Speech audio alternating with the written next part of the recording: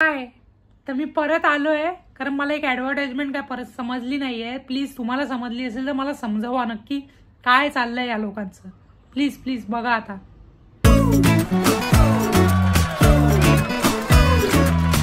आजकल college students काफी confident हो गए हैं। वही प्राइम टाइम एंकर है सर। वाओ, इतने यंग उम्र में इतना बड़ा show. Ready Varun? Mummy questions. Mummy